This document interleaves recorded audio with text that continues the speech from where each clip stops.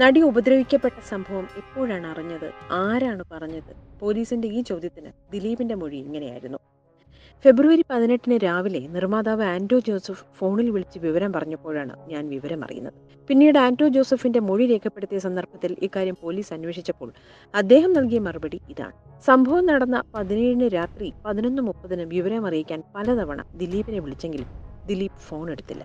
പിറ്റേന്ന് രാവിലെ 9:30 തിരികെ വിളിച്ചപ്പോൾ നടന്ന സംഭവം പറഞ്ഞു. തിരികെ ഒന്നും പറയാതെ ഫോൺ കട്ട് ചെയ്തു.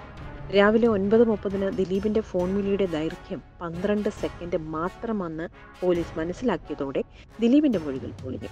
നടി ആക്രമിക്കപ്പെട്ട സംഭവം ആദ്യമായി അറിഞ്ഞത് രാവിലെ 9:30 ആന്റോ വിളിച്ചപ്പോഴാണെങ്കിൽ ആ സംഭാഷണം 12 സെക്കൻഡിൽ അവസാനിക്കുമായിരുന്നില്ല എന്ന് പോലീസ് അനുമാനിച്ചു. സംഭവ സമയം നടിയെ കാണാൻ ആന്റോ ജോസഫ് സംവിധായകൻ ലാലിന്റെ വീട്ടിലെത്തിയ വിവരം അറിഞ്ഞാണ് ദിലീപ് തിരികെ വിളിച്ചത്. തിരികെ വിളിച്ചില്ലെങ്കിൽ ആന്റോ ജോസഫ് സംശയിക്കാൻ സാധ്യത ഉള്ളതിനാലാണ് പേരിനെങ്കിലും വിളിക്കുകയും പെട്ടെന്ന് സംഭാഷണം അവസാനിപ്പിക്കുകയും ചെയ്തത് എന്നീ നിഗമനങ്ങളിലുമാണ് പോലീസ് എത്തിച്ചേർന്നത്.